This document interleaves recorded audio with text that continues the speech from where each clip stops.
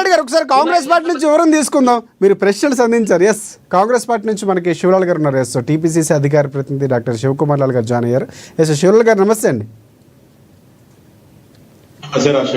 Yes, ప్రధానంగా చాలా కీలకమైనటువంటి అంశాలు విద్యా విధానంలో మార్పులు తీసుకొస్తామని కాంగ్రెస్ పార్టీ చెప్పింది. నిన్న ముఖ్యమంత్రి గారు మాట్లాడారు. కానీ ఒక రకమైనటువంటి మార్పులు మాటల్లో కనిపిస్తున్నాయి తప్ప చేతల్లో లేదు. గత ప్రభుత్వం ఏం చేస్తుంది, ఇప్పుడు అదే చేస్తుంది. ఇందాక పాపిరెడ్డి గారు మాట్లాడినటువంటి మాటల్లో కానీ, లేకపోతే ఇప్పుడు వెంకటరెడ్డి గారు మాట్లాడిన మాటల్లో అదే కనిపిస్తుంది. అసలు ఏం చేస్తున్నారు అనేది ఎక్కడా కనిపించట్లేదు, మాటలు మాత్రమే కనిపిస్తున్నాయి, విమర్శలు చేస్తున్నారు. ఏం చెప్తారు మీరు?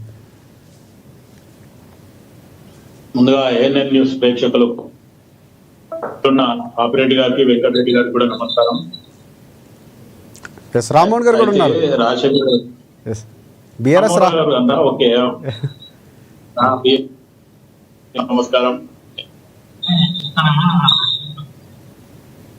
10 సంవత్సరాలు కొంచెం విద్యా విధానంలో ఒక రకంగా ఒక మోసాలుగా ఉండేది.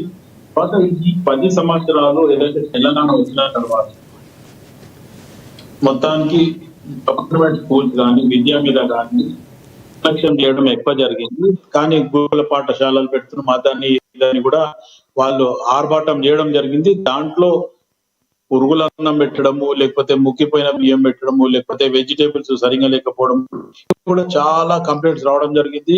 పిల్లలు అస్తవ్యస్త గురువు అవ్వడం కూడా జరిగింది. కానీ కాంగ్రెస్ పార్టీ అధికారంలోకి వచ్చినాక ఈ 22 మాసాలలో కొన్ని ఇబ్బందులు ఏదైతే గతంలో ఉన్న అధికారులు కానీ లేకపోతే వార్డన్లు కానీ కొన్ని ఇబ్బందులు చేసిరు అనే దాని మీదనే ముఖ్యమంత్రి రేవంత్ రెడ్డి గారు దాన్ని సరిచేసి అవసరమైతే కలెక్టర్లను కూడా సంబంధిత అధికారులని లేకపోతే సోషల్ వెల్ఫేర్ డిపార్ట్మెంట్ ని లేకపోతే ఇంకా ఎడ్యుకేషన్ డిపార్ట్మెంట్ అన్ని హాస్టళ్లలో పోయి చూడమని జరిగింది. దానంతా రెక్టిఫై చేయడం జరిగింది. అక్కడ కానీ లేకపోతే కొన్ని జాగాలలో మరుగుదొడ్లు కానీ ఇవన్నీ కూడా మార్పులు చేయడం జరిగింది. కొన్ని స్కూళ్లలో మొత్తానికి పిల్లలకు కావాల్సిన ఎన్విరాన్మెంట్ లాగా మొత్తానికి కలర్లని మొత్తానికి ఎడ్యుకేషన్ పరంగా బ్యూటిఫికేషన్ లాగా చేయడం జరిగింది. అదే కాకుండా గతంలో ఏదైతే స్కూల్స్ షట్ డౌన్ అయినాయో అవిటిని కూడా రీఓపెన్ చేయడం జరిగింది. ఇంకా చేయాల్సింది చాలా ఉంది, నేను కాదంటలేదు.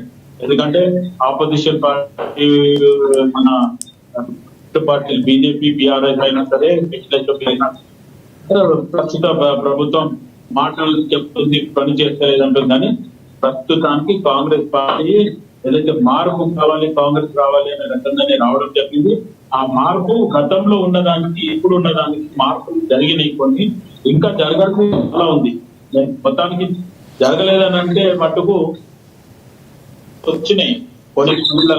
అంటే ఒకటే అంటే కేవలం ముఖ్యమంత్రి గారు మాటలు మాత్రమే మాట్లాడుతున్నారు. అంటే విద్యా విధానం అనేది మంచి విధానం, దాన్ని స్వాగతిస్తూనే ఉన్నారు. భాష, నైపుణ్యాలు, క్రీడలు 3 అంశాలను మిళితంగా చేస్తూ కొత్త విధానాన్ని రూపొందిస్తూ ఉన్నారు. కానీ ఇంతవరకు అలాంటి సందర్భాలు లేవు, కేవలం మాటలే చెప్తున్నారు.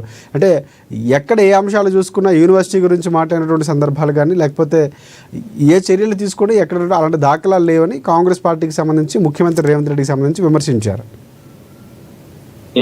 నేను ఏమంటున్నా, బీజేపీ బీఆర్ఎస్ ఏదైతే చేస్తుందో దానికి నేను తప్పు పట్టడం లేదు. ఎందుకు తప్పు పట్టడం లేదంటే విమర్శలు ఉంటే మెరుగైన ప్రభుత్వం మెరుగైన విద్య ఇవ్వడానికి ఒక అవకాశం ఉంటుంది అనేది నేను ఖచ్చితంగా నమ్ముతాను. ఎందుకంటే మన పక్క నుంచి సూచన సలహాలు వ్యతిరేకంగా ఇచ్చుకోవాలి. అవి మనం సూచన సలహాలు తీసుకొని ఎక్కడ మనం ఆగిపోయినవి ఉంటే అవన్నీ అభివృద్ధి పరంగా చేయడానికి మనకు నిజంగా కూడా అనేది నేను నిజంగా కూడా నమ్ముతాను. ఎందుకంటే మన పక్కన ఉంటే ఫ్రెండ్స్ కంటే మనం మీద విమర్శలు చేసేటప్పుడు మనం కొన్ని సందర్భాలను మెచ్చుకోవాలి. ఎందుకంటే వాళ్ళు విమర్శలు చేస్తుంటే దాన్ని మనం ఇంకా రెక్టిఫై చేసుకుంటా పోవడానికి ఒక అవకాశం ఉంటుంది. విమర్శలు లేకపోతే అందరు మెచ్చుకుంటే కూడా ఇంకా మొత్తానికి అక్కడికి కూర్చోవడం జరుగుతుంది. ఖచ్చితంగా అటు వెంకటరెడ్డి గారు కానీ రేపు ఇప్పుడు నెక్స్ట్ మాట్లాడే రామ్మోహన్ రావు గారు కూడా ఏం విమర్శలు దానికి నేను ఒప్పుకుంటాను. ఎందుకంటే ఇది మనం లైవ్ డిబేట్ చేస్తున్నాం కాబట్టి ఈవెన్ ముఖ్యమంత్రి గారు కూడా మార్పు ఖచ్చితంగా రావాలి. ఒక స్కూల్లో స్పోర్ట్స్ కానీ గ్రౌండ్ కానీ ఇదంతా విద్యా కంపల్సరీ అనే రకంగా ఆగునోట్ కోట్లి గారిని కూడా తీసుకొచ్చి ఆయన అడ్వైజ్ మీద నడపాలని చూస్తున్నారు. రేపు అవసరం అనుకుంటే మన కోదండరామ్ గారిని కూడా ఎడ్యుకేషన్ మినిస్టర్ చేయాలనే ఉద్దేశం కూడా ముఖ్యమంత్రి గారికి ఉంది. ఎందుకంటే కొన్ని సందర్భాలలో కొంతమంది పెద్దలని, కొన్ని సూచన సలహాలని, కొన్ని అడ్వైజ్ తీసుకొని కూడా ఆయన ముందు పోతుండు. అవసరమైతే ఓపెన్ గా చెప్పడం జరుగుతుంది. నాకు అవసరమైతే మీ అనుభవాలు నాకు ఇవ్వండి, మీరు వచ్చి నాకు అడ్వైజ్ చేయండి. ఒకవేళ నేను కాదు అనుకుంటే మా సిఎస్ కైనా చెప్పండి, నా మీద నాతో వచ్చి చెప్పడానికి మీకు ఇబ్బంది ఉంది అనే రకంగా అనుకుంటే. కానీ ముఖ్యమంత్రి రేవంత్ రెడ్డి గారు ఒకటే మాట మాట్లాడుతుంటూ, ఆ పిల్లగాడు ముఖ్యమంత్రి ఉన్నప్పుడు ఖచ్చితంగా మార్పులు జరిగినాయి అనేది ఒక మార్క్ వేయాలనే ఆలోచనతో ముందుకు పోతుండు. అది అనుకున్నది అనుకున్నట్టు జరిగితే బాగుంటది అనేది నేను కూడా ఆశిస్తున్నాను. కాంగ్రెస్ పార్టీ నాయకులు రామ్మోహన్ గారు వచ్చారు. ఎస్ రామ్మోహన్ గారు నమస్తే.